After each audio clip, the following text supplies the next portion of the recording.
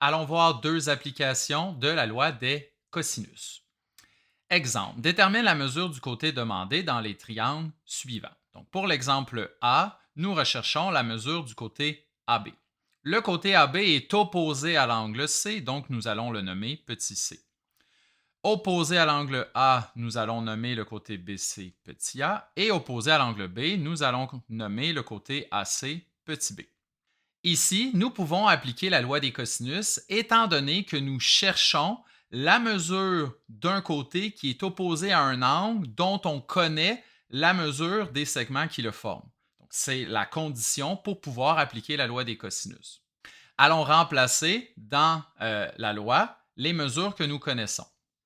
Donc ici, nous cherchons la mesure du côté AB qui est représentée par la mesure C. Le A est équivalent à 9. Le B est équivalent à 2,5. Donc ici, on a encore le A et le B. On peut ajouter le 9 et le 2,5. Et la mesure de l'angle qui est opposée au côté que nous cherchons a une mesure de 100 degrés.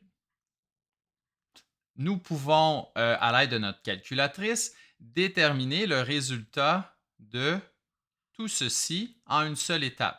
Donc 9 au carré plus 2,5 au carré moins 2 fois 9 fois 2,5 fois le cosinus de 100 va vous donner 95,0642 qui est équivalent à la mesure du côté que vous cherchez au carré.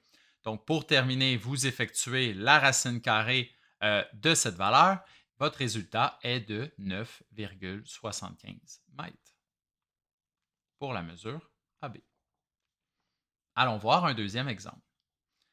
Donc, nous avons ici le triangle BIM dans lequel nous cherchons la mesure du côté opposé à l'angle B que nous allons nommer petit b. Nous connaissons la mesure du côté opposé à l'angle I et nous connaissons la mesure du côté opposé à l'angle M. Donc, j'ai identifié toutes mes informations.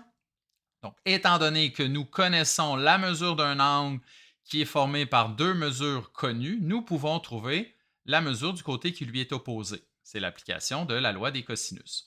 Donc, allons remplacer ces informations dans la relation.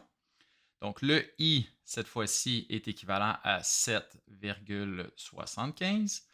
Le M est équivalent à 6. Donc, le I et le M se retrouvent une deuxième fois dans la relation, dans la loi des cosinus. Et nous avons un 6 ici. Et l'angle mesure 60,6. Donc, tout comme nous l'avons fait avec l'exemple précédent, nous pouvons déterminer la valeur de tout ceci à l'aide de notre calculatrice. Et vous devriez obtenir 50,4085. Cette valeur est équivalente à la mesure que vous cherchez au carré. Pour terminer, nous effectuons la racine carrée de part et d'autre de l'égalité et nous devrions obtenir 7,1 décimètres.